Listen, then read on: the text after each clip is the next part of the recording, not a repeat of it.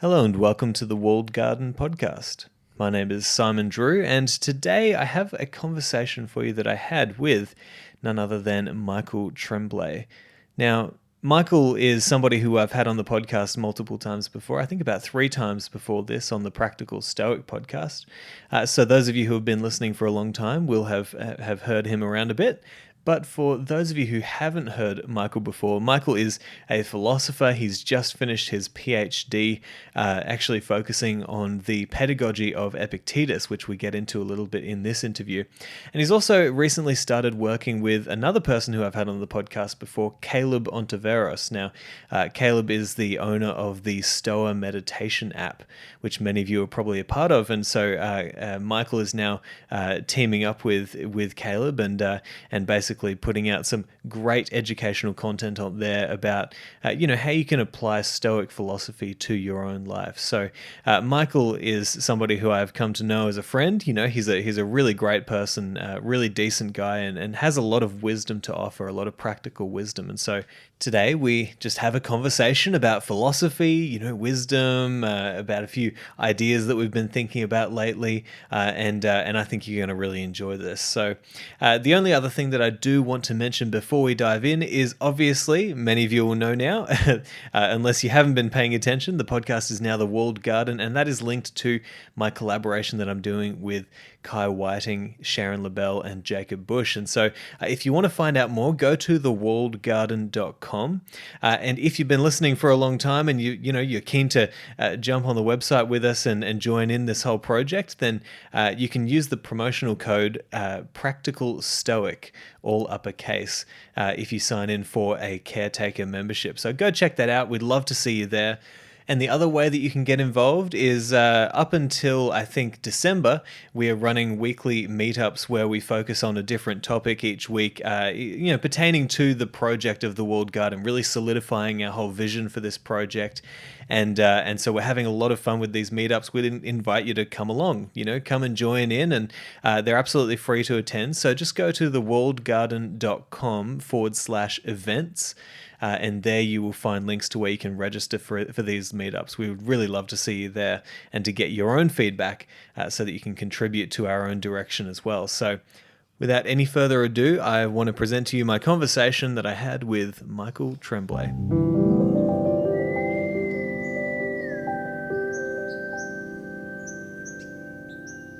Michael, welcome back. How many times is it now? How many times have we had conversations? Must be at least 3. I think this is number 4. So hopefully people are still like hearing from me. But I like coming on. So thanks for having me, man. Yeah, what's not to like? Hey, it's I think what's cool about the podcast in general has just been. I had this moment the other night, and I'll tell you about this because I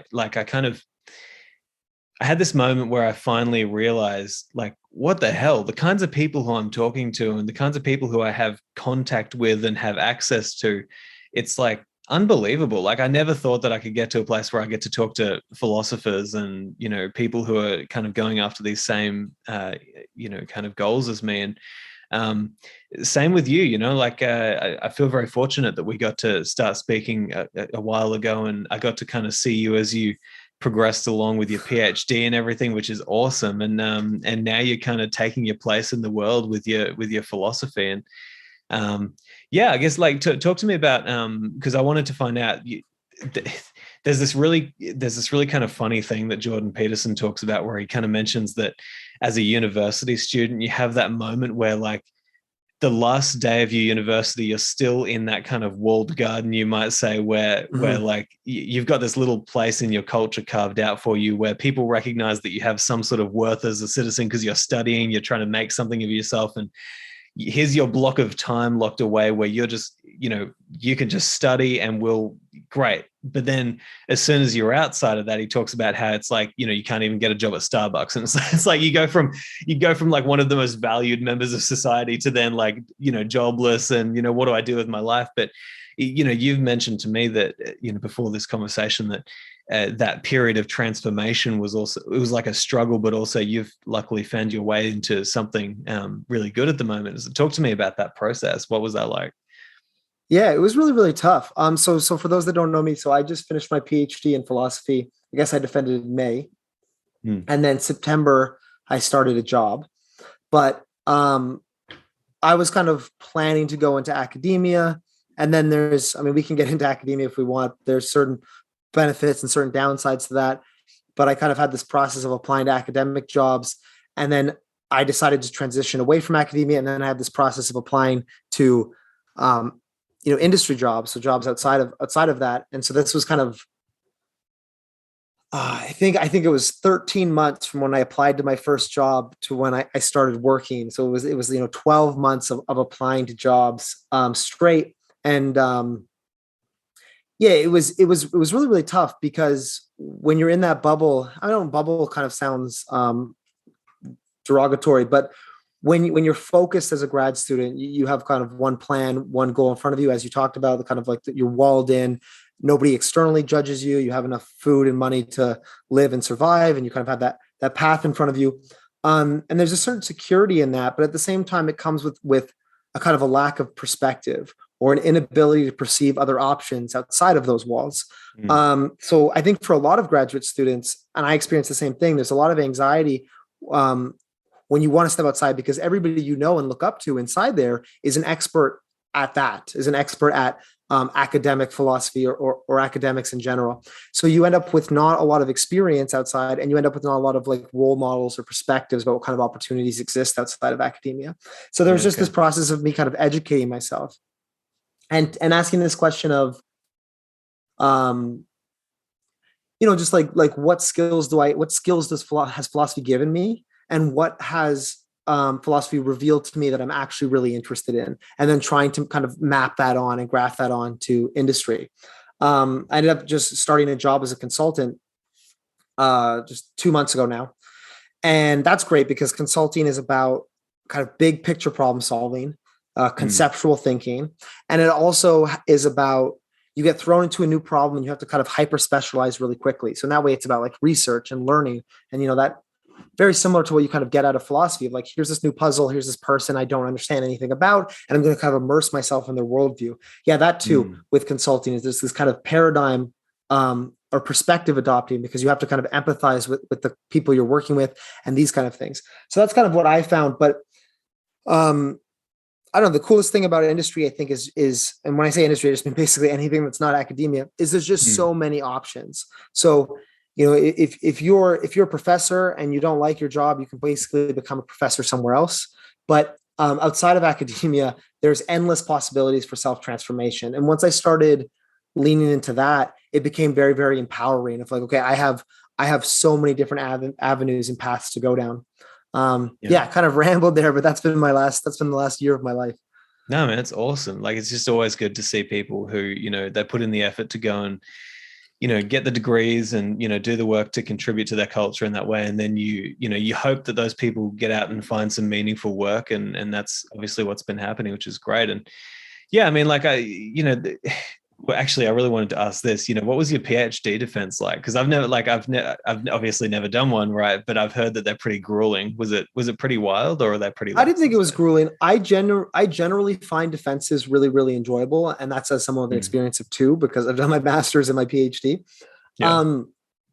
So one thing is that you're the expert in the room. I mean, for me, there was a bit of an exception because my external was Brad Inwood, who's one of the best living people in Stoicism in the world. So, I mean, he was probably the expert in the room. But other than that, can you just like quickly tell me what was your PhD about? Because I'm pretty sure you've told me this before, but I may have forgotten. Yeah. So the PhD was on Epictetus, who's a Stoic, his education program, basically his pedagogy system. Okay, so cool. Because what you have in the discourses, what Epictetus writes, is you have a series of lectures, but they're not structured like a syllabus would be, for example. So I'm trying to take these lectures, take these conversations he's had with students, and reconstruct them into, okay, well, how did his school work? How did the educational process work? And that was one question. How was the theory structured? And the other question was, what role did training have inside of that? So, there's kind of the lectures, the studying logic, the reading texts, and then there's the practicing, the implementation, and how do those relate to each other? So that was the project, was basically, what is his educational program? How do we understand it? And I think the people have asked that question before, but I think my kind of twist was, what role does training have? So what role does things you do outside of the classroom have in that program? We're going to Which have I to think is dive really into that. Yeah. I really want to dive in, but yeah, go on.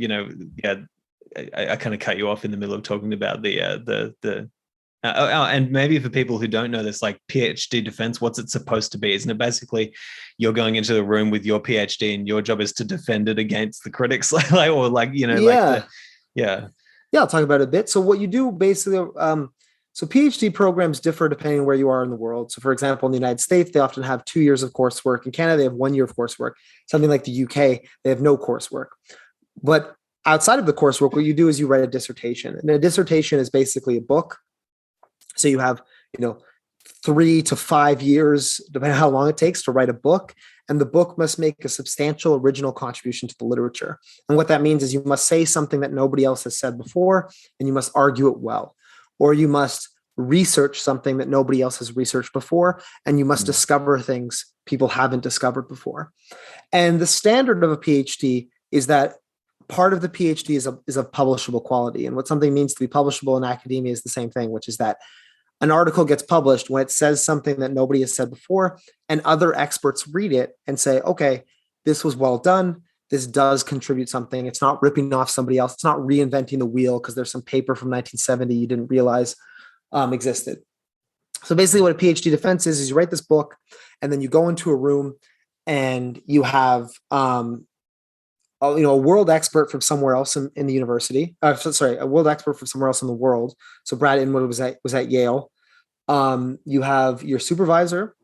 You have an internal, which means somebody from a different department, but at the same school as you, and then an internal, which is somebody from the same department. So somebody else from the philosophy department besides my supervisor that was at Queen's where I did my PhD. And then it's 3 hours. So each of these people have read, they've read your dissertation, they've read your book, they have a list of questions, concerns, comments, and they go through all of these and grill you on them. As much as it's fun to hype it up, it really is a collaborative process for a couple of reasons. Is that you're all super nerds, right? Like, what kind of person would be like, I'm one of the few people that has dedicated my life to studying Stoicism, and I'm going to pick on this other person who has dedicated the last 5 years. It's just not that kind of mindset, right? It's like you're collaborating in this process of getting to know the truth. Another thing is that, I have my Brazilian Jiu-Jitsu black belt. I did a lot of martial arts before philosophy, and nobody ever fails martial arts gradings. And the reasons for that is that no coach is ever going to be cruel enough to have you come in for the grading if you're not ready. And that's the same way the dissertation defense works, is that your supervisor says, no, this person's ready. So I think there's been one time in the philosophy department where I came from where somebody failed, and that was somebody who said, I want to defend this. And the supervisor said, you're not ready. And he said, I don't care. I'm going to do it anyway. So in that way, it's kind of like a celebration and an opportunity to discuss it. And the way I like to think about it for everyone else is think about the thing that you're the nerdiest about, if that's a book, a movie, a hobby, and you get to be in a room with 6 experts on that, and you get to talk about it for 3 hours. It's not really scary. It's exhausting. It's tiring, but it's not scary. I'm sure some cultures and some people have bad experiences, but it wasn't that way for me. It was great. Very fun. Yeah. Oh man. Yeah. I can see how that would be fun, especially if you've worked on this for, so many years, and then, you should probably be ready for it by then. And, and then you can actually, it's almost it seems like almost like a rite of passage, for the academic is, now we're going to initiate you into this world by putting you on our level, and let's discuss this and see if you're up for the challenge. Right. Yeah. Let's discuss it as a peer. Instead of a student. I would say the only other hard thing is because you spent 3 years, like me, I spent 3 years writing it. Someone's grilling you on something you wrote at the beginning, and you're like, I've read it, but you don't remember it as well as when you wrote it because it was so long ago. I think that was the only hard part. But yeah, it was a cool experience, and but it is a nice capstone to a PhD. But the PhD is for me, what I benefit from was that, 5 years of immersing myself in a subject. That for me was much more transformative Yeah. than the one kind of competition at the end, which just kind of showed off what you had already done. Yeah. Yeah.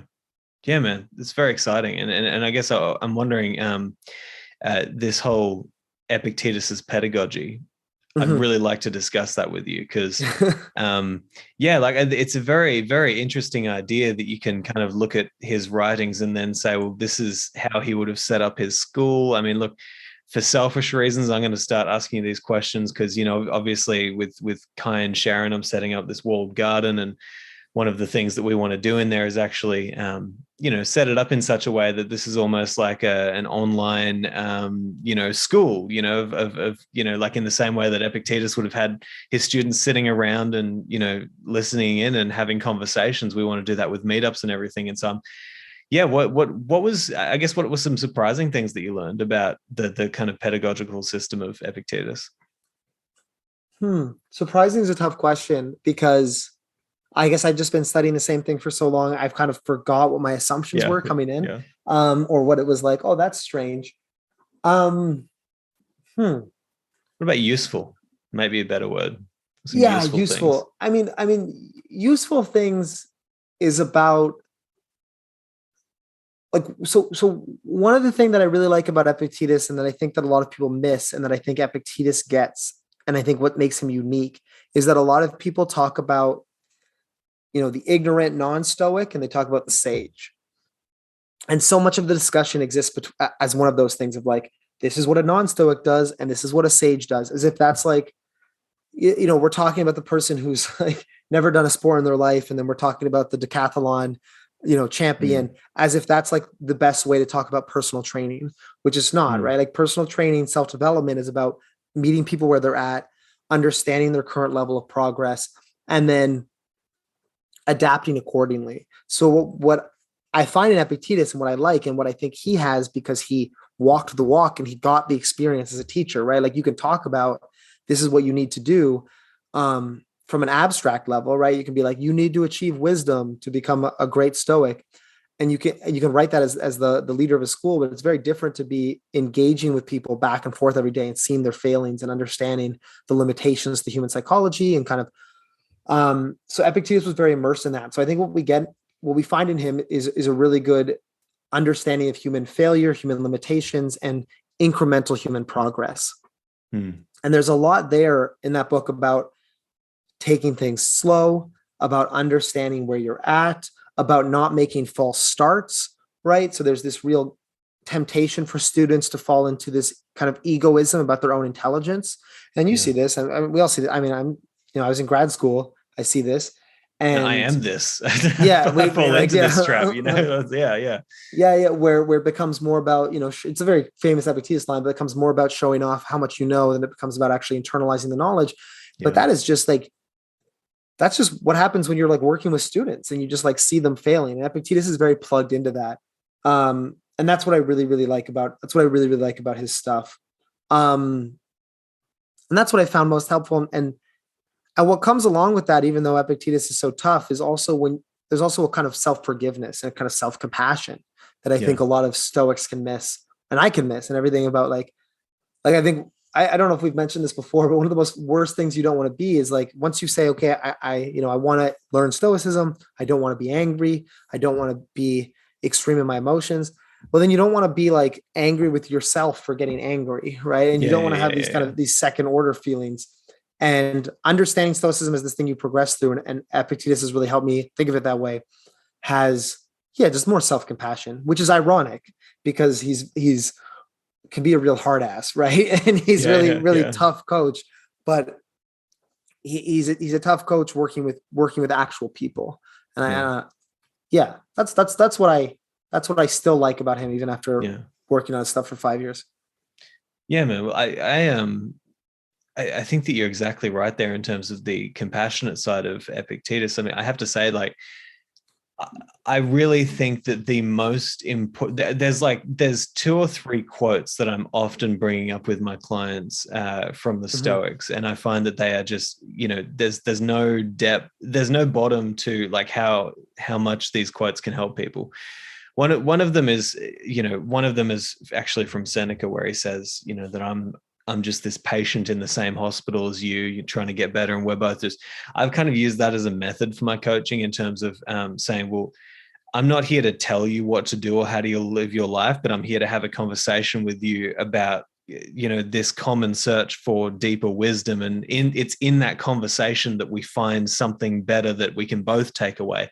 So that's been really helpful, because I think, it means that it puts me on the same level as everybody and said, like, I'm struggling as well, right? So don't think that I'm going to give you any extra wisdom here. We're just going to talk, right?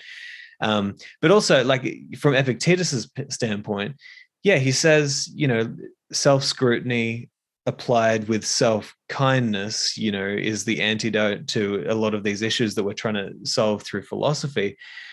And man, the number of people who I work with who it's like, that's the biggest thing they need is self-kindness. The biggest thing that I help them with is like, just learn how to treat yourself as if you're, kind of worth taking care of, or as if you're, like you're a struggling human being like the rest of us.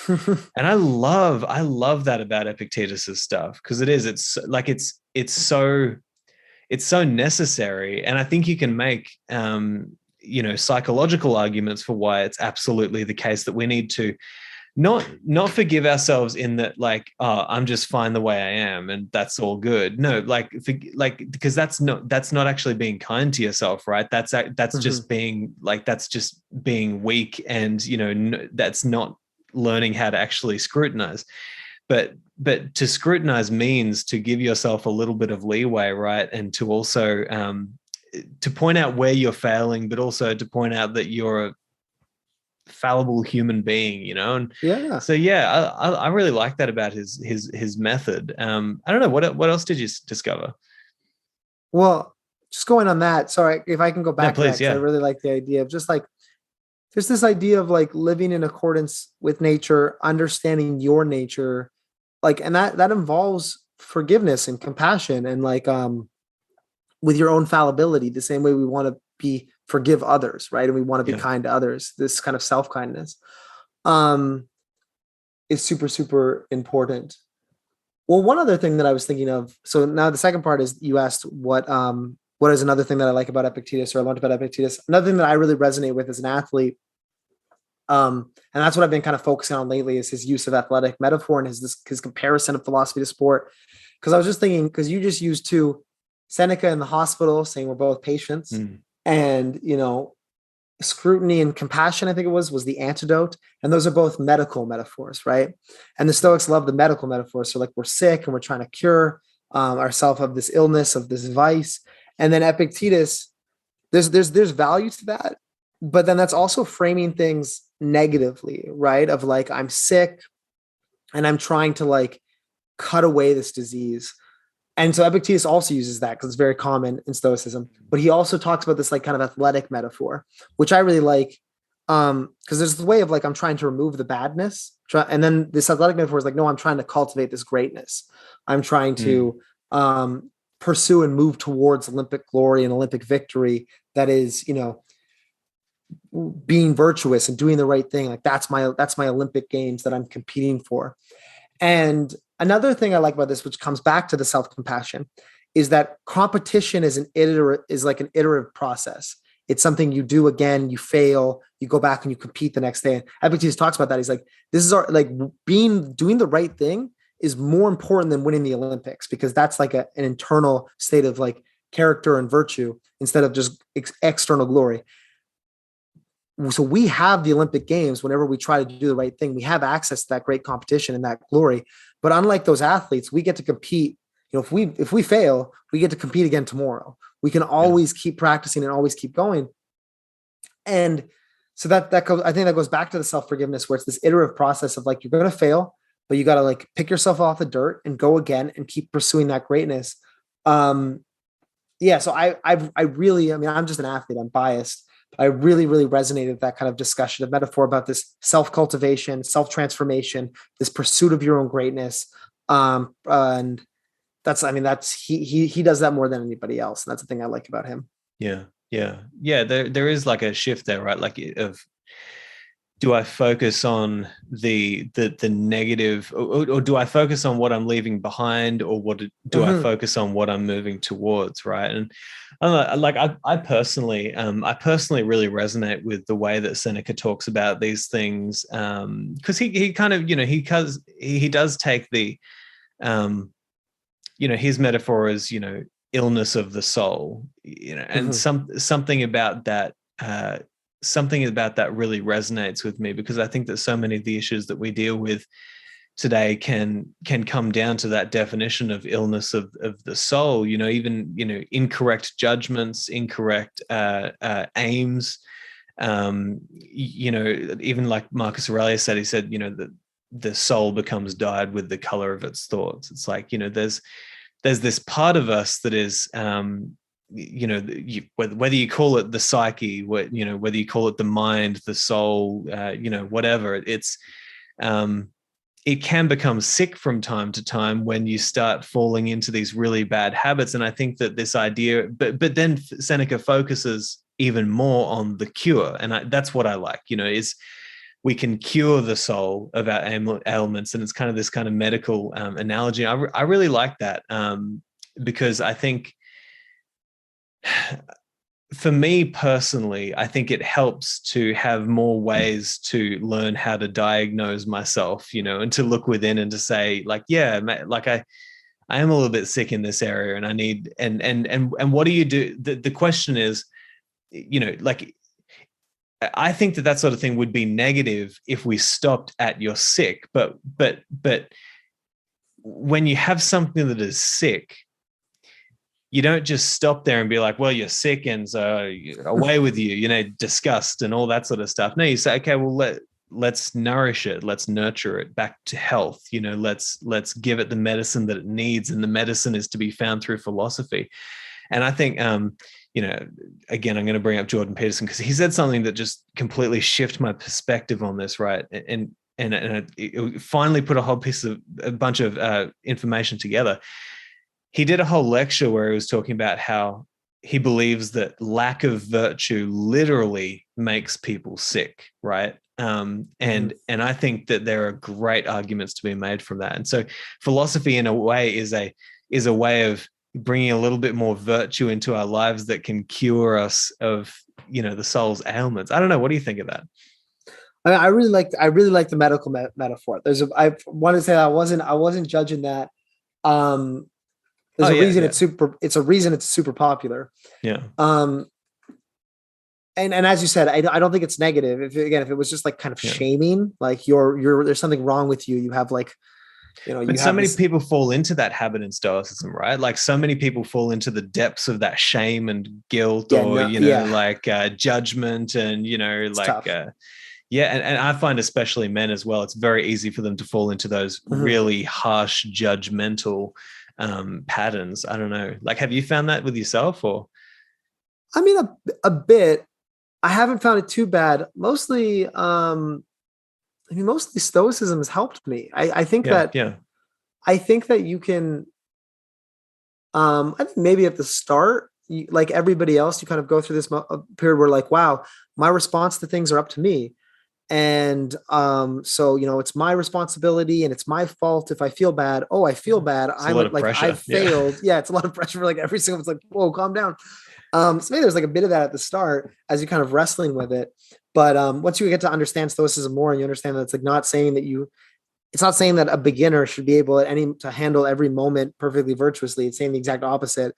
That's why you need so much training and progress and work to become virtuous. That's helped me really forgive myself, because pre-philosophy, pre-Stoicism, I think I had a lot of shame about emotion, which is that I thought that emotions were like this kind of irrational, animalistic part of me. And it's like, why can't I feel the way I want to feel? Like, what's wrong with me?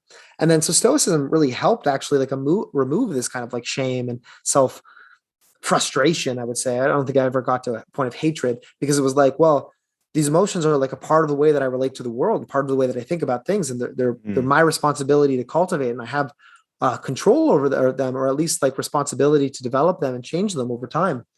So that really, really helped. Speaking to that previous point, I mean, I think you gave a really interesting point about, lack of virtue literally makes you sick. Like we want to be looking, I mean, I think health is a really interesting concept. I don't want to nerd out too much, but we spend the entire time talking about what health is, what that even means. But at the very least, we certainly agree we want health to be holistic, right? We want health to be a relationship between, to include the relationship between the mind and the body. Yeah. Somebody's a serial killer but has like a six-pack is not the person. It's not like we don't say, wow, that's a very healthy, great human being. And vice versa, right? If I think there's definite value to cultivation of the body in a certain degree of health, even if you're working on your character, physical health, I should say. But yeah, I mean, it's very clear to me that a lack of moderation, an inability to be, I don't know, courageous or wise or any of these kind of lacking any of these virtues is going to have specific physical implications. And these things are related. And I suppose the real insight there, or maybe I'm speaking for you, but maybe one of the insights Pearson's bringing up is that people don't talk or think enough about this relationship. This relationship is very clearly there. I don't think anybody would argue against that once you said, like, look, if you have character problems, that's going to affect your physical health in a variety of ways. But it's just relating that, like making that attention, breaking down this dichotomy, I suppose, between the body and the mind is a good direction to go. Yeah. Yeah, absolutely. And I think it's such an important direction to go. I mean, we're living in a time where, if you're going to university at the moment to study psychology, it's like you're definitely going to have a job going into the future because that industry is blowing up. It's like, everybody needs a counselor, everybody needs a therapist, psychologist. Like it's we're living in a time where mental health is just kind of, exploding with all of these issues, and I think that it's interesting to see that philosophy seems to be having kind of a resurgence or like a renaissance moment where the philosophy of the academics is now flowing over into the general public through things like podcasting, through things like blogs and groups and communities and all sorts of things where people are getting more involved in asking these questions around. Here's what I've been interested in is like, I think a huge part of what we're all doing here, if we're doing anything with this seeking philosophy and bringing it to the public audience, is seeing which words we may have left to the wayside but need to be rediscovered in terms of their real meaning for us. Things like wisdom, like, do we discuss wisdom enough these days? Like I remember growing up in church, and I'll tell you that, the topic of deeper wisdom and, living in a meaningful, righteous way and all this sort of stuff, it's like that was discussed every single week. And so you go there and you get your source of philosophy and wisdom and, and theology and all this sort of stuff. And so we're talking about deeply meaningful topics. I wonder, in an increasingly secularized world, are we getting enough of these discussions? And also, what are the words that we leave behind? Like I was thinking about the logos of certain religions, and you think when you leave a religion, you leave behind words like sacred or holy or righteousness, or perhaps even virtue and wisdom, these sorts of things that are discussed regularly. And you think, don't you think part of what we have to do here is revivify these specific words for people and get them to actually meditate on them and think, what does virtue even mean? And how would I have more of it? And what does it mean for me in my life? I don't know. What do you think? Yeah. So I think, that was a lot. That was good. Like a lot to sorry. I go off on rambles. It was like a bunch of different points we can speak to though, but coming to this idea of words, I think what you mean, or what I assume what you mean, is that words, they signify something. So that signifying is a concept. So it's which concepts do we want to go back to? Which concepts do we want to, I think of even this idea of like eudaimonia, of like this like more holistic conception of happiness, this idea of flourishing. And we end up in this kind of problem where it's like, well, that doesn't really translate to happiness, but flourishing doesn't really get it across. And so what we've done is we've lost a word for this concept. Yeah. Right. And so much of popular philosophy popularizing of philosophy, and so much of the problems come from having to use different words to try to hit on the same concept, right? And you're trying to make these associations. And so when I think of it conceptually, there's like, which concepts are we talking about? Which concepts are guiding your life? Which concepts do you have access to? And every culture is going to be different, right? So like, you, as an Australian, you have a certain set of concepts, and they're probably pretty close to Canadian, but probably quite different than Chinese or something like this. And philosophy and studying and liberal arts educations and all these things, the whole point is that you get access to different concepts. Like the point of reading a book is getting access to different perspectives, different ideas, fiction, for example. And I think Stoicism is exactly that, is this paradigm that you can apply. And it's a very helpful and very effective paradigm. It might even be close to being true. But there's still a lot of value to like applying Epicureanism or what Plato has to say, let alone, the existentialist or somebody more contemporary. I think I'm going off on my own tangent now, but no, it's working, man. I mean, that's what philosophy is, right? Is philosophy is this examination and this interrogation of concepts. And what most people have is they have access to the ones that exist within their current paradigm of their society or the paradigm of their job or their hobby or the people they hang around with. And then they have those not even interrogated. So they have those not even pulled apart or put under a microscope. So philosophy gives you both those things, which gives you the capacity to put these things under a microscope and different things to put under your microscope. And I think we should always be doing that as much as possible. Try to find the ones that are most helpful for us. Yeah. I mean, one of my favorite authors is Milan Kundera. I don't know if you've read any of his stuff. No. Yeah. He's super philosophical, very enjoyable author. And he has just chapters in his books, which are just like words. He just like defines words. And he just like examines their concepts. He just kind of goes over them like one by one and says like, and just kind of pulls them apart and demonstrates how they relate to the story. Yeah. I mean, concept examination is what I like to do in philosophy. And I think it's incredibly, incredibly valuable. So sorry, to sum that up, I think there's this idea of being exposed to different concepts is valuable, but then like, you don't even need to be exposed to different concepts. I think people should cultivate the capacity to examine the ones they already have and think more deeply about those. Yeah. You got to start somewhere. But like, I think I like your analogy of putting it under a microscope. I think Sharon Lebell, she said, to her, she said, we need to learn how to liberate the wisdom from these ancient books. I like that word liberate, because it's like there's, trapped within these words are these concepts and these ideas that can have the power to completely transform our lives. But we, as the readers or the thinkers, the perceivers, we have our responsibility is to not simply just read them, but it's kind of like what Heraclitus said. He says, he said like those unmindful when they read may be likened unto the walking dead. Now that's a powerful poetic line, right? With like a metaphorical structure underneath it, but nonetheless, it's kind of right. It's like, if you're just reading the words, but you're not thinking like, how does this word specifically fit into this sentence? What does it mean? Then how does this sentence make sense in this paragraph? And then this paragraph in this book, and this book in this culture, and this culture in this age. And it's like, man, like there's endless wisdom to be liberated from like a single word or a single sentence. I'll tell you when you changed me, man, like it was like you taught me that philosophy, that the ancient classical definition of philosophy is actually love of wisdom, to love wisdom. And so the philosopher is somebody who by definition loves wisdom and is seeking wisdom.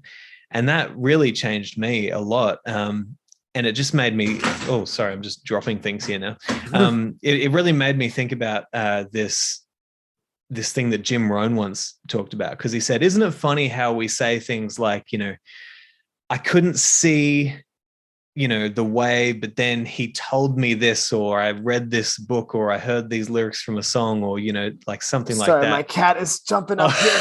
Your cat just jumped on This is Gus, which is named after Augustus, so it's perfect. That's great. For the... Gus. We've got a special guest on the show today. Yeah, exactly.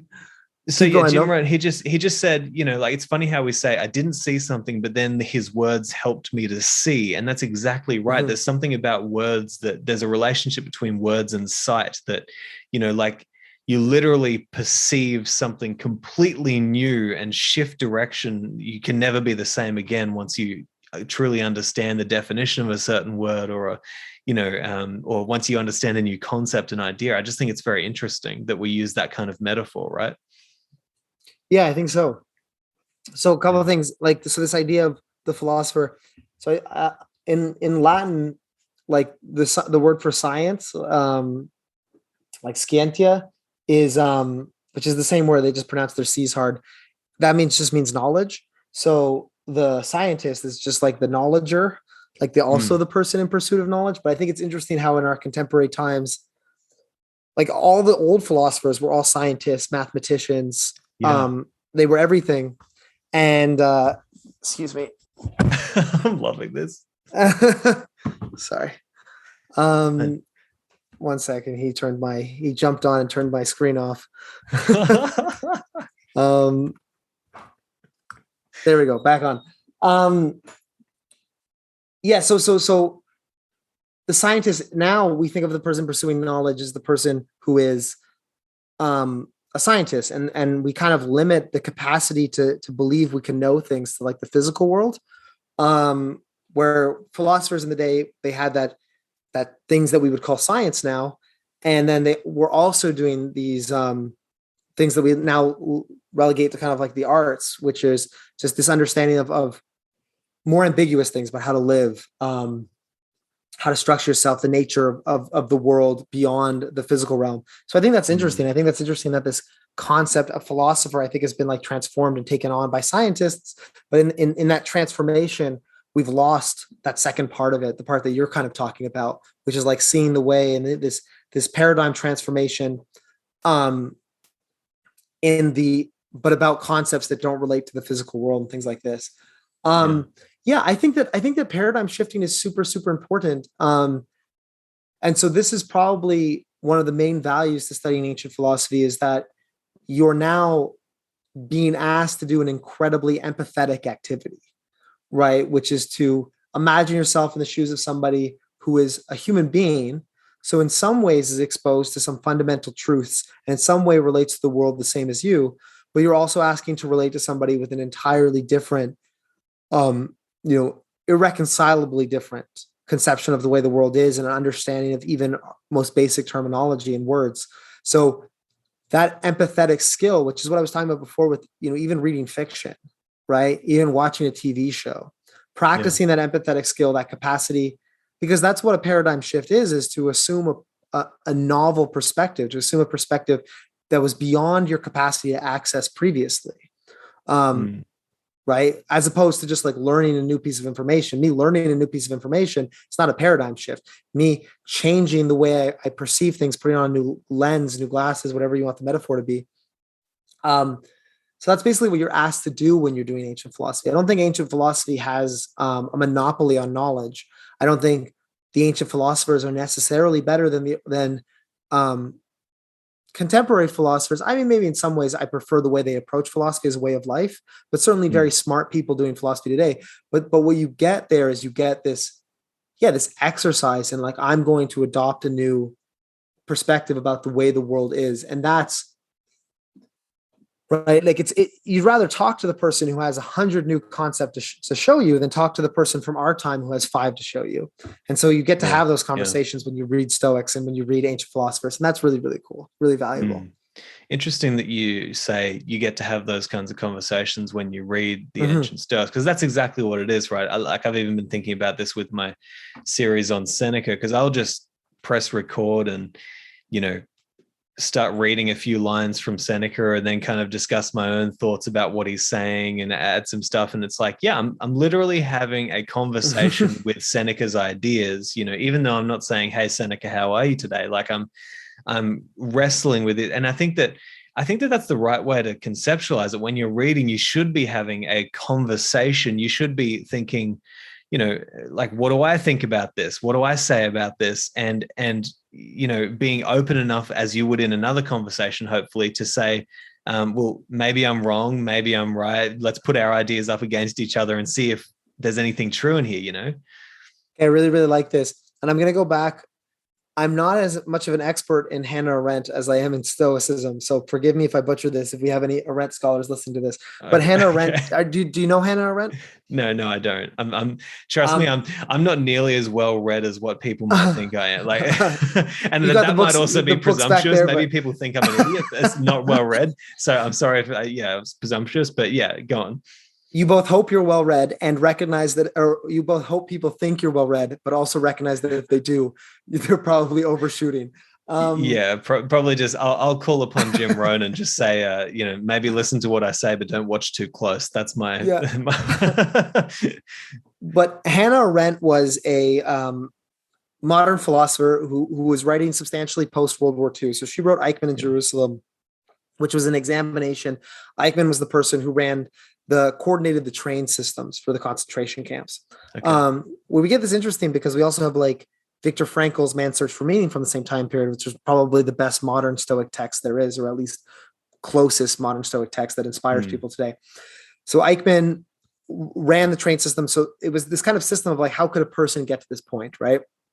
How could somebody do it? And the main takeaway from that book was about the banality of evil.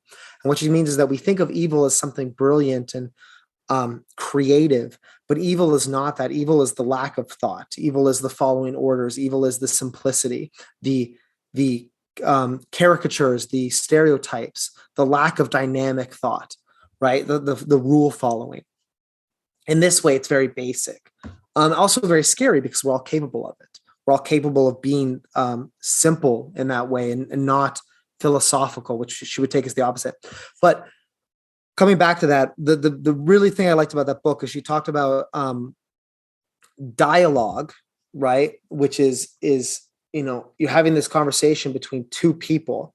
Dialogue is the thinking is a dialogue with yourself, in that when you think, you have to entertain opposite positions, right? You have to contemplate options and weigh them up and consider them.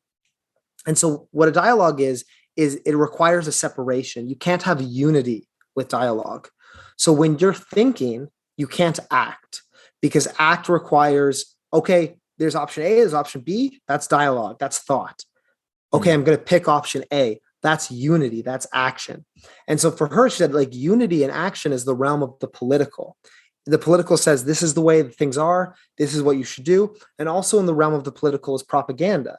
And what separates propaganda from art is that propaganda says the way the world is. Whereas art, Milan Kundera also talks a lot about this, the person I was referencing earlier. Art emphasizes ambiguity, different options, potential. Mystery. Right? Yeah. Mystery. So where I was connecting this to is that Socrates literally, engages people and forces them into a dialogue about concepts. So you have somebody acting around, they walk around, they go, I know what it means to be a good person. I know what it means to be happy.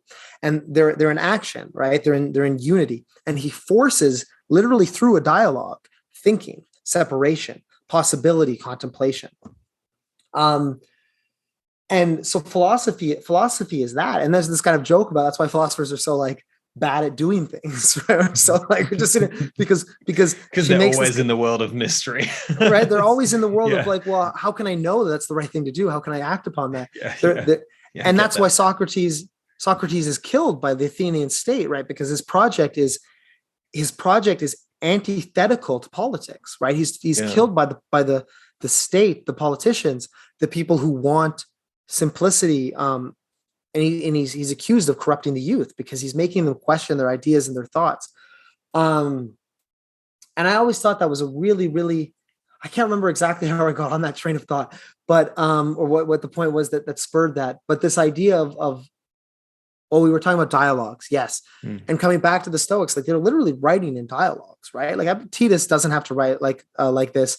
Seneca doesn't have to write like this. They're doing it for a reason, right? And they're doing it for a reason to get you to engage in dialogue. And what is dialogue but the contemplation of opposite perspectives, the engaging in an empathetic act, as opposed to arguing. Arguing is probably like political, and you're trying to push over somebody, but dialogue is empathy. I'm trying to actually understand and incorporate what they have of positive value. And I thought that is a really interesting way of thinking about politics. As philosophy, a really interesting way of thinking about thought and dialogue as this contemplation of ambiguity, mystery, and for Arendt, that's the opposite of evil. That's the opposite of people that do terrible things are the ones that don't question and don't allow that kind of ambiguity, that empathy, and they don't think, basically, at the end of the day. Yeah. Okay. I really want to continue this line of thinking, because this is fascinating. This is touching a lot on, and you're helping me to see different things about something that I've been trying to figure out lately. Even like you look at Marcus Aurelius's writings, for example, and I talked about this with Robert. Oh my gosh. Oh crap. I need to get this right. Robin Waterfield. That's it.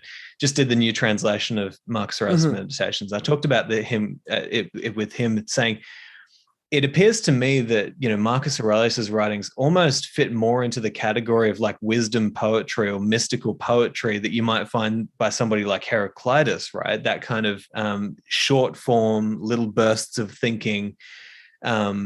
And I've been spending a lot of time lately, or it's just been on my mind, this idea, like, what is it about these ancient texts that seems to me to be so much more, what's the right word?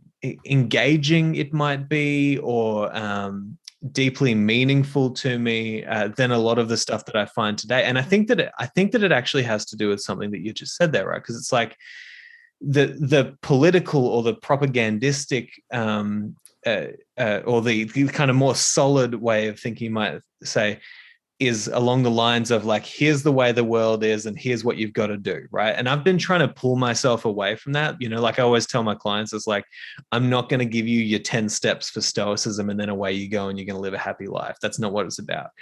And I think that, like, I'm going to say this because it's what I think. It's like, I think that a lot of the books that are being written about stoicism today are books are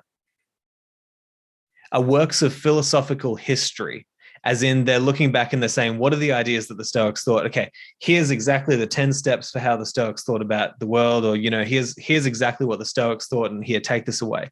But what the Stoics were doing, like Seneca, like you say, he's having a dialogue. He's like opening up questions. He's like, he says at times like, this is how it is and this is how it is. But ultimately, I think that the way that they spoke about these things was, to me, the closest I've got to an answer that makes sense to me, that there was soul in their writing. Like they were in their soul and they were like looking around. It's like you go up there and you think, what's going on up here? And you start to make some assumptions and you put it down on paper. And I don't know, like to me, it just seems like there was something about their writing that they had that really gets you to think and open up your mind in a different way, so that you don't have to be an adherent to a dogmatic philosophy or an ideology, but you're engaging in the process of philosophy, which is to love and seek wisdom. I don't know. What do you think? Like, I might be wrong, but yeah. No, I think that's great. I think this idea of engaging in philosophy, I don't think, if we think of philosophy as the examination of concepts, I mean, there's a lot of different ways you conceptualize it, but I'm going to be okay to just say that, like, certainly one way to think of philosophy is active thinking, right? Is that I am like in the act of truth pursuing, concept questioning, self-clarification. And I think this is this interesting thing of like, it can feel sometimes, if you read a textbook or attend a lecture, that you're not doing philosophy, you're learning about philosophy, as you said, like historical. Yeah. And I think I never thought of it that way, but I think that's a profound distinction that you're onto here, where when you're reading a text and you begin engaging in dialogue or thought with this author, you're doing philosophy. When you're when you're reading somebody list the 10 steps, you're learning about somebody else who's done philosophy, right? And I think that's a valuable difference. I think you're dead on there, because these people were also not, Plato has dialogues, right? The very start of philosophy is like Socrates pulling people off the street, and then Plato writing about Socrates pulling people off the street. Like philosophy was Western philosophy, at least, was built on dialogue, was built on conversation, and the Stoics are picking up that tradition, and they're doing it for a reason. Plato didn't write that way. It's harder to write that way than it is for Plato to write down, oh, here are the 5 things that I want you to know. So why is he making this? Why is he writing this like complicated book instead of just getting it down? I think you're hitting on it, because when you read a dialogue, you're doing philosophy, or you're at least reading about other people doing philosophy. Whereas sometimes if you read a text that becomes inert, you're just, exactly. I already said that, but I think that's brilliant.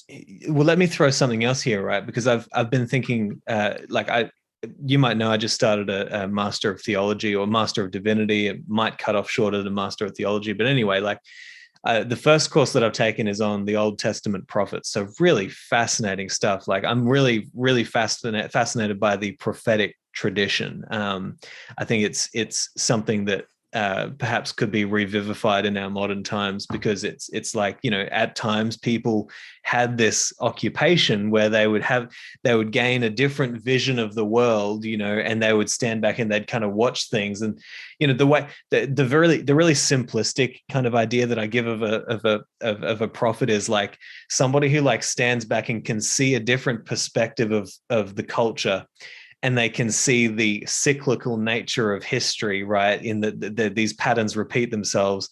And then they can say, okay, I'm seeing you guys doing a whole bunch of things that we've seen like in the last 100 years. And it's like, if you don't stop, going against the fundamentals of reality here, you're going to get crushed. And so that's going to leave that information with you, but one of the things that I learned about prophets was you had the professional prophets, who were the ones in the temples doing the ordinances, the ones doing all the rituals and stuff like that. They were usually pretty close to the kings. And so they'd just tell the kings what they wanted to hear. And you're going to go and win this battle, good on you, and that sort of thing. But then you had the occupational prophets.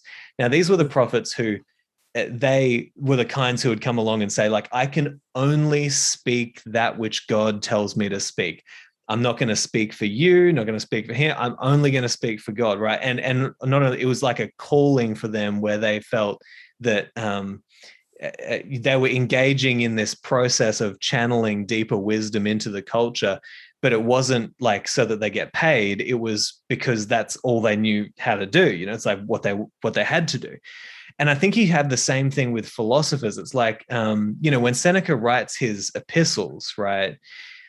I was thinking about this, and I said this in a recent interview. It's like Seneca didn't write his epistles because a book publisher said to him, hey, by the way, Stoicism is really popular today, so we need you to write a book about Stoicism because it's going to fit into the market. He was not a professional philosopher.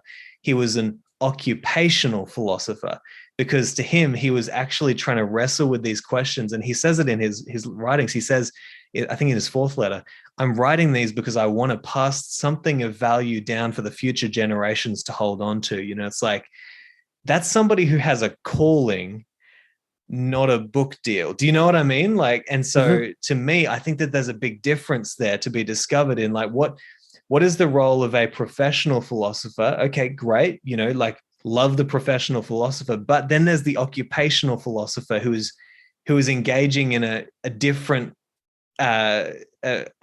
process of philosophy altogether. I don't know. Does that resonate with you? Yeah, I think that resonates with me. I might want to push back on this a bit. Not push back, but like push back. Interrogate a bit more. I guess I'm curious, in your view, what is different about their projects? Like, if I didn't know who was who and I read a book by a professional, a book by an occupational, would I be able to tell the difference and why? I'm trying to figure that out. Like, one way is like, it just kind of sucks, when you see people that are fake or they're doing it for the wrong reasons, it just kind of gives you an icky feeling. But do you think I guess I'm asking you a question. Do you think it changes the art at a fundamental level or the work at a fundamental level? And if so, why? Well, I think it's a question of aims, right? Like, okay, so let's say you've got two philosophers, right? They both go to a book publisher and they say, hey, I've got some questions I'm trying to answer. I've got some philosophical ideas I'm trying to explore. And I really want to put this out into the world because I think that the ideas I'm trying to explore are meaningful, useful, and will be beneficial to the people in our culture, right? You take a look at somebody like Nietzsche, like he sold very, very few books in his lifetime, right? But he became known as one of the all-time great geniuses, So he wasn't doing it for the market, right? Now, let's say you take these two philosophers, one publishing company says, great, I trust you as an occupational philosopher that, like you're thinking on a certain level, you're trying to grapple with press. I trust that you're going to figure out the correct aims. I trust that you're going to try and figure out the correct motivations for doing this book. And I trust that if you're truly doing your job as an occupational philosopher, then there'll be something of use in your writings for the general public. Now, the other philosopher goes there and the book publisher says to them, I know you're kind of thinking along those lines, but what we really need right now is a book about XYZ, because this is what the market data is telling us that the market needs to hear. Now, if that philosopher decides to say, okay, well, I'll push this stuff aside, and what I'll do is I'll write the book that you want me to write, that to me seems more like the professional philosopher, because they're doing it for the professional aims, as in like what might you say, to further their career through a deal that is they're not setting the terms of their debate. The market is setting the terms of their thinking and their debate, and the publisher is setting the terms of their thinking and debate. Whereas nobody set the terms of like Jung's thinking and debate. He set the terms. Nobody set the terms of Nietzsche's thinking and debate. Like he set that. Do you know what I mean? So I'm trying to draw the distinction between those two worlds. Yeah. So I guess like one way you could frame this is you could say, I was thinking maybe two ways in which, because I'm interested not just in the intention, but in the output, right? Like why is the output different? Why is somebody doing this for the right reason? Why do they make better philosophy, or they do better philosophy? And I from that I got two things. Is one, I think that like good philosophy is going to be true in some sort of or at least important, or hit upon something important in some sort of atemporal sense. Yeah. So when you're like constantly responding to the market, or you're responding to the needs of others, you're going to be doing something that's very circumstantial, very like, right, a response to the current conditions, and it's going to age quite poorly. Another thing that I was thinking about from that was this idea that like good philosophy is very, very, very hard. So you're going to need a combination of skill and passion. Yeah. And as soon as you move away from what you're best at and care the most about, you just can't hit that 10 out of 10 anymore, because now you're not, as you said, you're not setting your terms. You're writing in response to something. So I think that might be it. Is I think that like the best works must be things that are done for the right reasons, because they must be what follows out of the person naturally, rather than what follows out of them to like meet a goal, perhaps.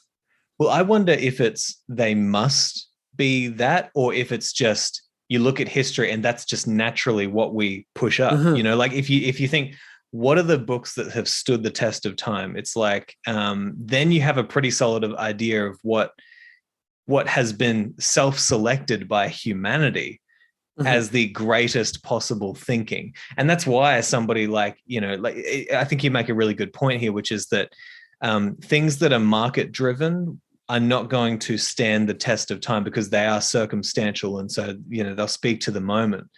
Whereas, yeah, somebody like Nietzsche comes along and you think, man, his writings are going to be wrestled with for so long, because he wasn't thinking, what can I talk about this? But he was wrestling with the circumstantial, or with the circumstance of his time, because he was, in many ways trying to figure out this whole death of God situation. It's like, that's circumstantial, but it's also and also, I'm not saying that everybody can be a Nietzsche, right? Because that's just not true. It's not wise to think that.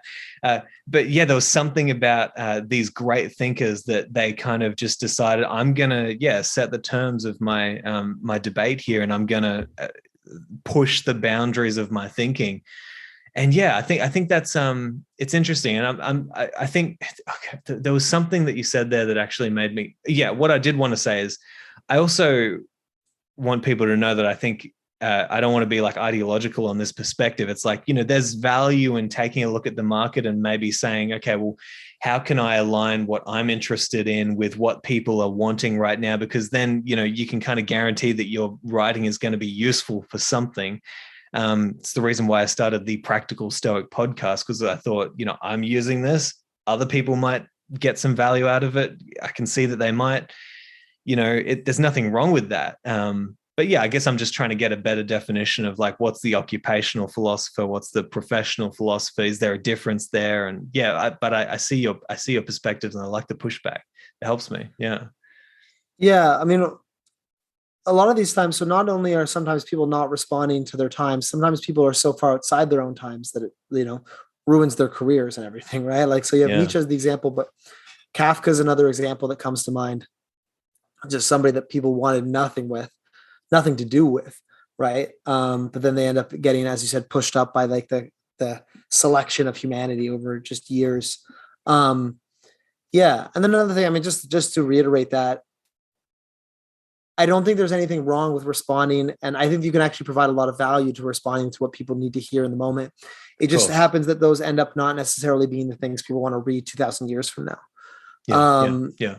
Those are, and you don't have to write everything with the aim to be like, I'm going to be the Seneca, the Nietzsche. But I guess we're just kind of interrogating the nature of like the really, really the best of the best and what kind of separates them.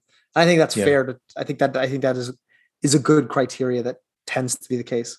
Yeah, and I certainly think that the more you try to be another thing, like let me try and be a Nietzsche, or let me try and be a Seneca, it's like, it doesn't work. It's interesting. I've found that with myself, like the times when I write the best stuff, the stuff that I read back and I think like, yeah, that's actually like it works. Speaks to the soul. Is those moments where I try to get out of the way and just see how I write. Not try to be anything else. And it's funny, like things come like I've always wanted to write epistles like Seneca, and then it's finally starting to come through now that I find myself going in that epistle direction. But it's not because I'm saying like I want to write like Seneca. It's because just naturally, like the ideas are catching up with my inspiration and it's finally pouring out there. It's interesting. But yeah, like I think it's necessary just to write exactly how you write. And then I also kind of fall into the category of Fran Lebowitz. Do you know Fran Lebowitz by any chance? Or no? She's like this Jewish New York writer, like just this she's so funny and she's so right most of the time. But one of the things that she says is, she talks about how there's a lot of books out there but not a lot of writers. And in the same way that I believe Epictetus, he said, like, hey, writers write, like, and like you have to learn what you are in this grand scheme of the cosmos, and then you do that, and so did you ever have like that moment where you kind of really knew like, yeah, philosophy is the direction that like I feel really deeply engaged in, and this is the thing I'm going to wrestle with? Was there a moment for you where you just felt as though like it was just perfectly aligned with who you are? Yeah, I think most people who find their passion, especially if it's an intellectual passion or an intellectual community, understand that something's missing or something's off. And then it's not necessarily inspiration as much as it is being comfortable, being like, oh, I finally, you found your tribe, or I found my group of people who kind of share these kind of ideas. I was just kind of, Socrates is annoying. People don't like Socrates for a reason. I was always kind of annoying. And then like frustrated that other people weren't also interested in like asking these kind of questions. And I don't mean that in like a, obviously I grew up with a lot of very smart people, but there's just this kind of inability to drop stuff that comes with philosophy, or this like focus on like, there is often outside of philosophy, this focus on good enough, like, okay, I'm going to forget. There's this philosopher who has a metaphor of philosophy as like plumbing, right? And so it's conceptual plumbing. Oh, I really should remember this. It's a female philosopher, maybe Mary Midgley. And so it's like, if you have a good, if philosophy's done its job, you have good conceptual plumbing, you don't notice it, right? And it's just, you kind of notice something when a leak happens.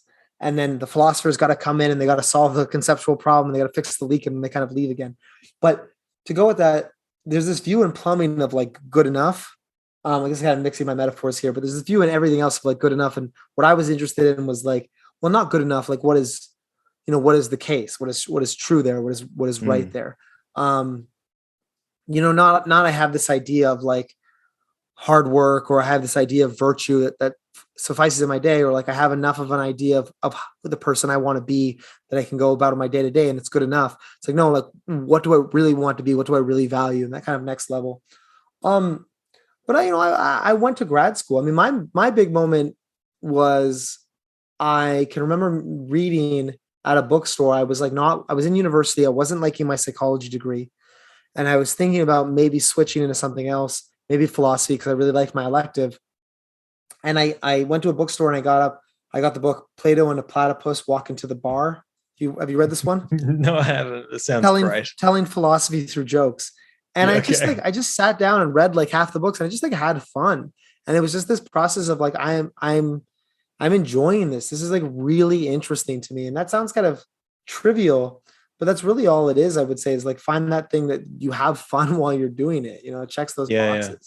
And that was it for me. It was like, if I was the kind of person who picked up a math textbook and had fun reading 100 pages of that math textbook, I should probably go into math, just find that thing that there's a spark there.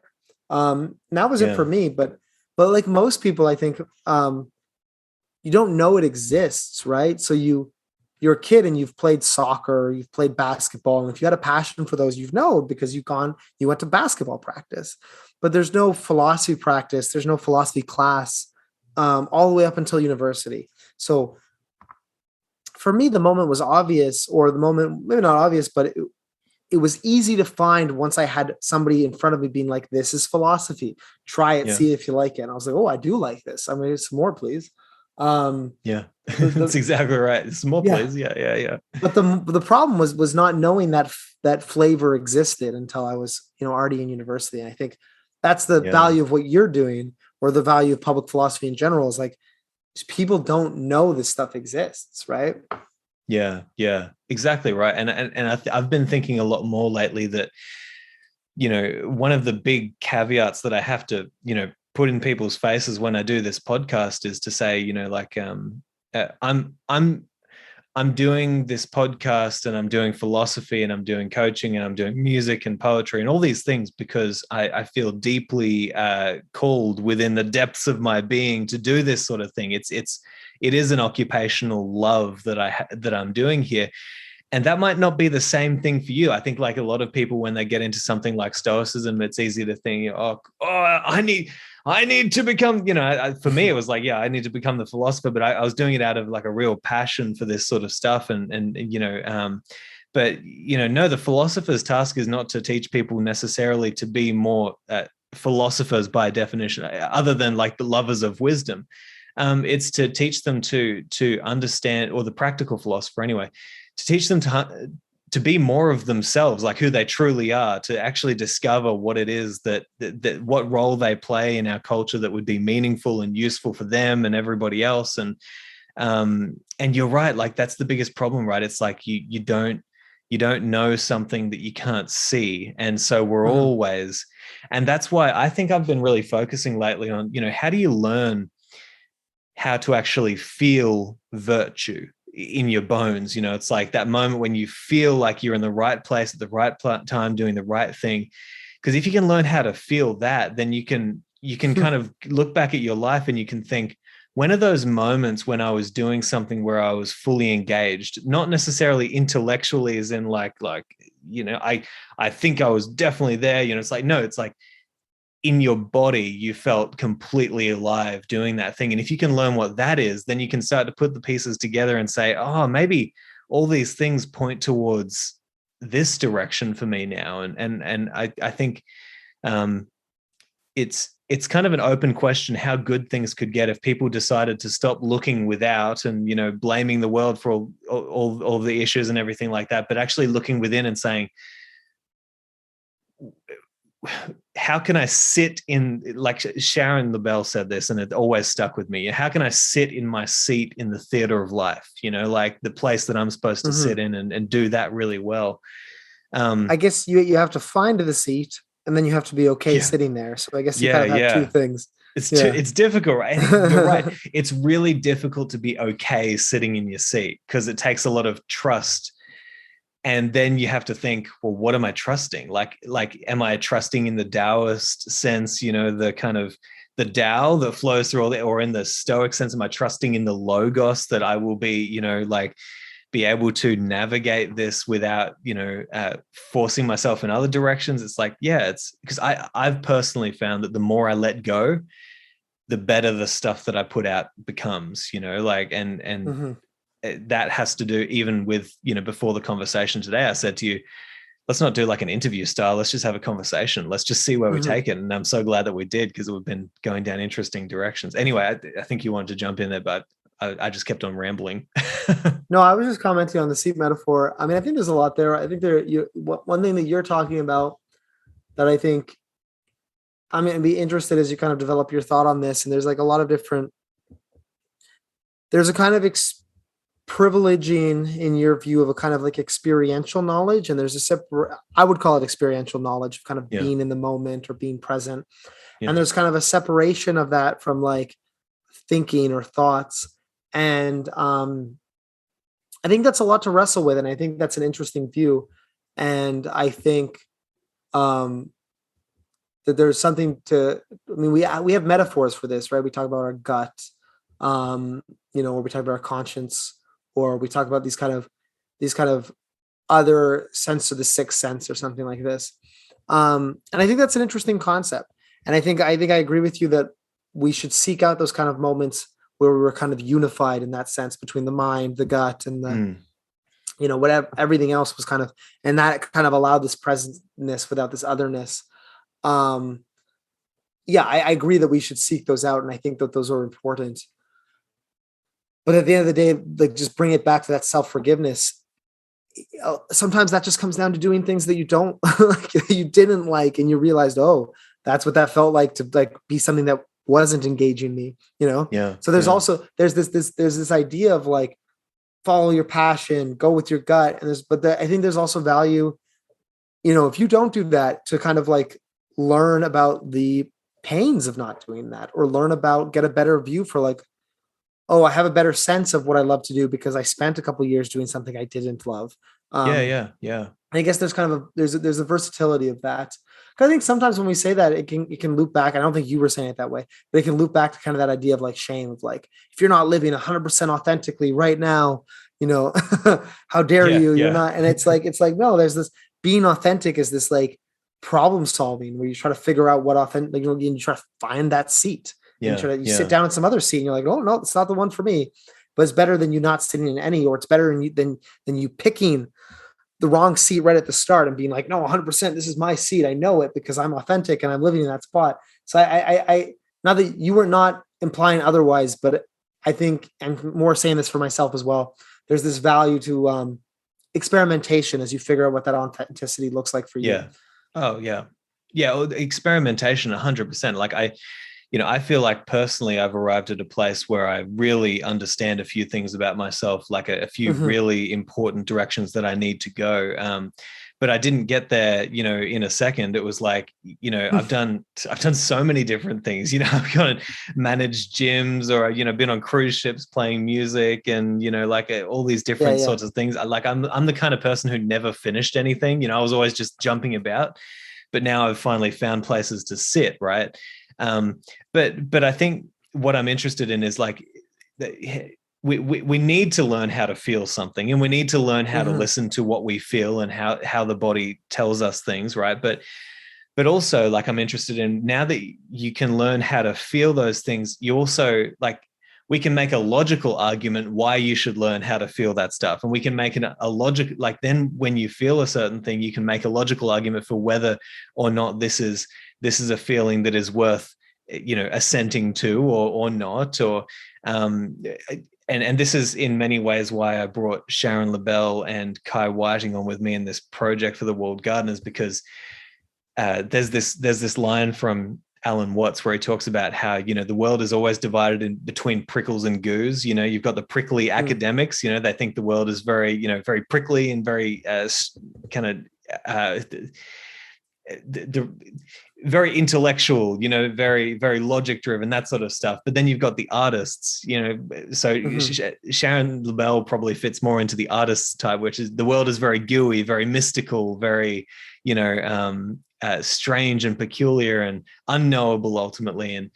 And so when you bring those worlds together, Alan Watts says, the thing is, like, they're always at odds with each other, but the thing is, the world's actually not just prickles or goo, it's gooey prickles and prickly goo, right? And so if we can bring the feeling together with the intellectualizing, it's like, that's a strong case for, so I'm interested in doing both of those things, but as an artist, I find that I always just fall into that very mystical way of looking at the world. You go goo by, if you're not careful, you just go full goo. I go, that's exactly right. I go full hardcore goo.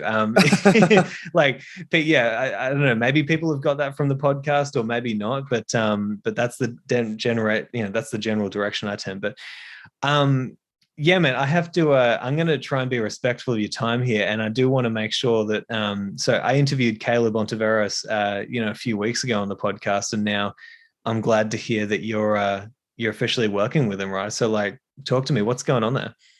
Yeah. So, I mean, if anybody stayed along this long and still listening, then they're at least a little bit interested in, hopefully, in the kind of stuff I'm working on and doing right now. Yeah, so man. Leaving philosophy, I wanted to still have a way. So one way that I conceptualized my leaving of academia is that I think, let's say at the end of my PhD, my knowledge is about an 8. And I think this is something you could really empathize with. My calling and my interest is not really moving from an 8 to a 9 to a 10, which becomes very slow. And I spend the rest of my life moving from an 8 to an 8.5, and then I die. I want to take that 8, that, like, my understanding of Stoicism, and help other people who are still learning, right? Help them kind of navigate with the work that I've put in. And that's kind of where my passion is. Like, I've gotten good enough that I feel comfortable guiding people at least through this part, Yeah. And so what I wanted to do after leaving academia was still be involved in the Stoic community and still be involved in helping people learn about and practice philosophy. Yeah. So what I've done is I've joined up with Caleb at Stoa. And what Stoa is it's a meditation, journaling, and theory app on Stoicism. But the point is, kind of what we were talking about with that app is, I want to give people an opportunity. I mean, it relates exactly what we're talking about. I want to give people an opportunity to do philosophy, right? Yeah. So much of what you're doing is you kind of sit and you're reading about philosophy, and we want to help people do philosophy. So the way the app is structured is it has, daily meditations along with a bunch of other meditations based on theme, meditation courses for you to practice. And we've been talking about plugging into your feeling, plugging into kind of your mind, your sensations. And I find meditation is really, really helpful practice for that, and helpful way to kind of get in touch with thinking carefully about these concepts and these questions, right? Especially if you're meditating on a specific theme. And then other than that, you don't want to just meditate. You want to use that in a Stoic framework, in a Stoic context. So we also have theory. We also have conversations with experts. So we have a conversation with you on Stoa, talking about the work that you do. And so it's a collections of resources to help people practice. And I'm super passionate about that. I'm super happy about that because I want this to be something accessible. At the end of the day, Stoicism is something that I got into because of, I was able to take philosophy courses in university, right? Not everybody's in that position. And that's also not the best way to learn for everybody. A lot of people learn better by doing. So we're trying to provide that. And I think it's a good project, and I would love for people to try it out. And we would also love to hear feedback and engage in the community, because at the end of the day, we're trying to make the best app possible and the best way to help people learn. Yeah, man. And I'd imagine your understanding of Epictetus's kind of pedagogy is that's going to come in real handy there, right? Like, is that what you were thinking as you were doing this PhD? Is like, this is going to be useful to actually help people to see the pathway of Stoicism, like how it teaches you to be, philosophically minded? Oh, absolutely. Like, I'm interested in progress. That's what I'm interested in. Right. Like everything in my own life, I think if there was a unifying theme, everything in my life I found meaningful has been progress. It's not been being there. It's the journey, not the destination. It's been self-transformation. And along with self-transformation, I'm interested in helping other people transform, because it's just like, this is what's given me the most meaning, and I want to help other people have it. And so Epictetus is the guy who's like, provides that Stoic outlook on that. And this is how a Stoic can structure their training. So yeah, absolutely. I've stolen it or at least incorporated the parts that I think are valuable, or the parts that I think work today. But yeah, I'm just interested in teaching, working together, helping others, and, helping myself through this process. So yeah, those are just the topics that interest me. So naturally, like, moving to the Stoa app was just a very natural switch. Yeah. Well, I'm really excited to see that,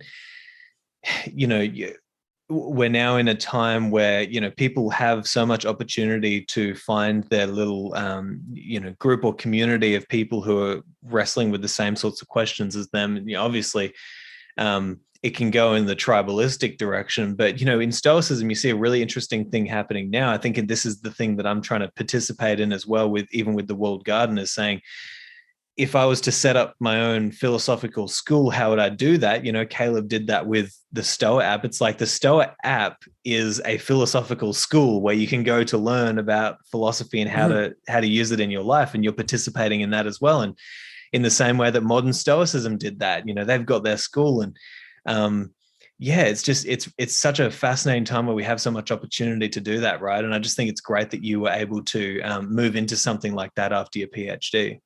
Oh, I was super happy about it, because I did not want to. Philosophy is just an important part of my life, and I think part of philosophy, Stoa is most people would know this, but the Stoa is the painted colonnade, the porch where the Stoics met. Philosophy is collaborative. It is dialogue. It is working with other people. So I want to continue to do philosophy, not just continue to read about philosophy. That distinction that we managed to pull out during this conversation is going to be very helpful for me moving forward. And like, I can sit at home and I can buy books and I can read, and there's a lot of value to that. Same way I like to read about all kinds of topics, but the Stoa app is designed to help you do, and that has to be something that's collaborative, engaged with other people. We're also right now doing workshops on there. So where people come and ask questions, and we talk and we brainstorm topics, because I think that's something we just added, because I think it's a really important part of doing philosophy. Yeah. But I'm so happy. It's just so cosmopolitan now. We're very, very lucky. We live on other sides of the planet, right? And we've developed a kind of a friendship around philosophy and discussing Stoicism. And we're super lucky to live in that time. And the Stoa app's able to exist because of that. But as you said, other great resources like Modern Stoicism, or the Practical Stoic, or the Walled Garden, these are just resources that are able to exist and influence people because of the time that we're at. It's a great time to be into philosophy.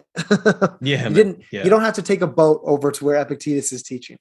Yeah. And that's actually a question I wanted to ask just quickly was, and then I'm gonna wrap up the interview. But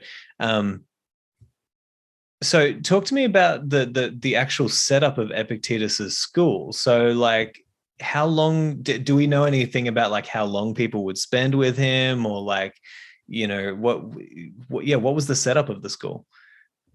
Yeah, I'm going to acknowledge that I'm quite bad historically. I should. Okay. It's part of there being. There's not a lot of information on this. There's not a lot of clear information on this, um, and that's part of me as a philosophy nerd. I get kind of pulled into the ideas instead of the circumstances, which I should. Basically, it was Nicopolis, which was a city in Greece. It was a lot of Roman citizens, and it was primarily young men. Um, I don't know off the top of my head, but my assumption is it would be like a period of years. It would be an extended period of time. They're not coming there for a week or two crash course. Perhaps a year or longer. But it was primarily young men at the end of their education who were then going to enter into roles in politics or higher up roles, receiving a Stoic education. Mm. Um, and it was we talk a lot about the practice, but there was also like an extensive what we would consider kind of a liberal arts education, where there's thorough reading texts, there is learning how to do formal logic, there is writing papers, or at least composing your thoughts about a piece that you've done. So there was that whole academic part. And then there was engaging in these like difficult conversations with each other and with Epictetus. But yeah, it was, similar to someone who goes off to school, right, and comes back. It's the same kind of model. So you'd be a young person, you'd leave home, you'd engage in this, and then you'd come back, and hopefully you take the best parts of it. I'm sure some people left it. I'm sure some people changed their mind or thought it was baloney. But it was kind of this, because it was isolated. It was this immersion for these people, right? Who would leave their area. They wouldn't go back to their normal homes, right? They would stay there and learn, and then leave. Yeah. Yeah, that's fascinating, because I never knew that it was so specific in terms of, like, you say you've been researching the pedagogy. My perception of Epictetus was always just, that here's a guy who's sitting around in a round circle sort of thing and talking to his students, and like we'll be giving a certain sermon for today and then a certain one tomorrow. But I never thought that it was as as structured as what you're saying here. Yes, like logic classes, readings, assignments, things like this. I mean, it was very similar to like a university education. Very interesting. Yeah. No, there's still quite a bit. I was talking to Erland McGillivray, who he wrote a book on Epictetus and lay people. So he wrote a book about Epictetus's relationship with non-philosophers. But he's was telling me about Nicopolis, which is actually quite well preserved, and not quite as broken down as other places. So I'm gonna visit one day, because Epictetus talks about the theater and going in and like conducting yourself well in the theater around other people, but like that theater still exists, it's still there. So I'll have to go one day and walk around and see all the stuff. It'll be cool. Yeah, man. Oh man, it'd be so good to spend some time in Europe, going to all these places and just just being in that place. But look, I have just one more question for you. I wanted to ask this earlier, but then I thought maybe I'll save it for last. When you look around the culture at the moment, when you see kind of what's happening in the world at the moment, I don't know if you keep up with it, but we all get it by just osmosis, I think, just with the amount that we all talk about things these days. But nonetheless, when you look at the world, and you think about your role as a philosopher for the rest of your life, you're going to be grappling with these questions. I guess what problems are you excited about tackling? What do you think is your like frontier of I guess contributing to the culture, and problems, opportunities? I'm just going to throw that out there and see what you think. Let me throw that out there without really a question. Yeah, it's another big question. I mean, so the first way I think about philosophy in general is, the life worth living, or sorry, the unexamined life is not worth living, right? So it's this question of just like, you need to live intentionally. And I don't care I don't care what value system you adopt, live intentionally in your value system and be willing to argue for it and defend it. Right. And that's what, for me, what separates Stoicism from religion. And I'm sure there's some religion that's open to this, but certainly not all, which is that Stoicism, or the ancient Greek philosophies, were complex value systems about how to live, about what happens when you die, but they were willing to argue it and they were willing to debate it. And I always come back to that Marcus Aurelius line about, like, I'm interested in the truth. You know, if you could prove to me that Stoicism was wrong, I would believe your school instead. Like, I'm not dogmatic in that sense. So people living intentionally, people questioning what they come to believe when they live intentionally and be willing to give it up. And one thing I think about, that's something I want to push for. Another thing is Epictetus talks about, which is protreptic philosophy. So protreptic is the Greek word for turning somebody towards something. And this is basically like motivational things, inspiring things. So some of Epictetus's philosophy is not meant to teach you anything. It's just meant to pump you up. Right. And I think that popular philosophy has that role of taking something that can be very boring, can be very dry, and being protreptic, is turning people towards it, exposing people to it. Because I think that's the main problem in philosophy, is that most people don't know about it, right? It's undiscovered. And like, if you tried it and you're like, oh, it's not for me, I'm going to have this other hobby instead, or I'm going to think about my life carefully through my art, or, you know, through my relationship with my family. It's like, good, cool, that's great. But you can't make that decision unless you've been exposed to it. So this kind of popularizing, protreptic, inspiring function. The other thing that I'm interested in, so living intentionally, the other question that I'm interested in is this question of, I guess it's kind of like epistemic humility, which is kind of a complex way of saying it, but gaining an understanding of what you know well, gaining an understanding of what you don't know well, and gaining a reasonable deference to experts in those areas. You know, and that comes back to Socrates, right? That also comes back to Epictetus, which is the first part of philosophy, is to like admit your ignorance, because you can't learn something you believe you already know.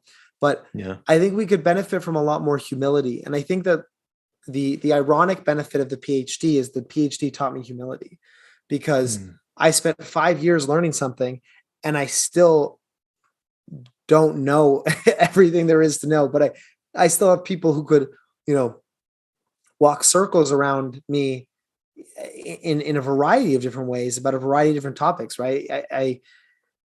And understanding of like, wow, it took me 5 years to get this good, and there's still so much I can improve on, is a real humility about everything else I know. And I don't know if you ever have this experience. Sometimes I go on this where I use Reddit, and I'm using Reddit to like learn about different things. So, oh, I'm interested in this topic, I'll go on the community. And then sometimes I'll go on like the Brazilian Jiu-Jitsu Reddit, for example, or maybe the Stoicism Reddit, and you'll read somebody say something, you're like, oh, that's terrible, that's so wrong. And you're like, oh no, everything else and every other thing has been that incorrect too, but I haven't noticed it because I don't know as much. But just that kind of intellectual, which is like a sad experience. But gaining that kind of intellectual humility and cautiousness, I don't know, that's something that I think I've really benefited from, and my main takeaway after my PhD. And hopefully you can inspire that. And I think that comes with living intentionally, living carefully, and clarifying concepts. I think you gain that humility through doing philosophy. So they're related. Yeah, man, absolutely. I mean, there's just so much. There's so much that our culture offers us, from, you know, in terms of wisdom of the past.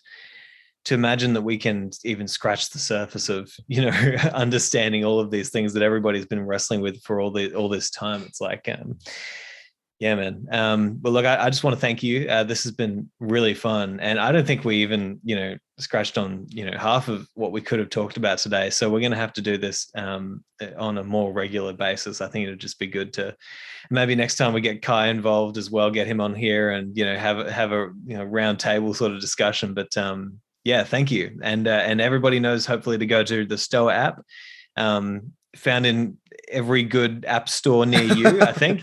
Well, yeah. Anything else you want to let everybody know before we sign off? No, I mean, just can they get your PhD? Can they read it? Like, Yeah, so that is online. It's up on Queens.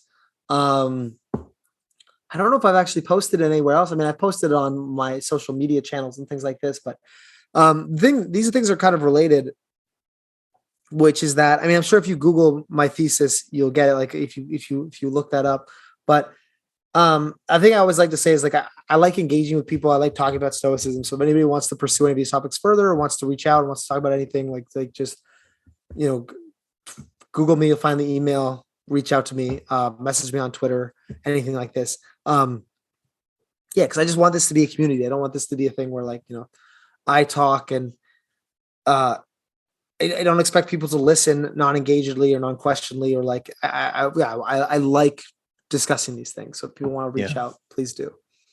Yeah, absolutely. Well, Michael, thank you again. And until next time. Thanks so much, Simon. You've been listening to the Walled Garden podcast. For more episodes just like these, or to join our community, go to thewalledgarden.com. See you there.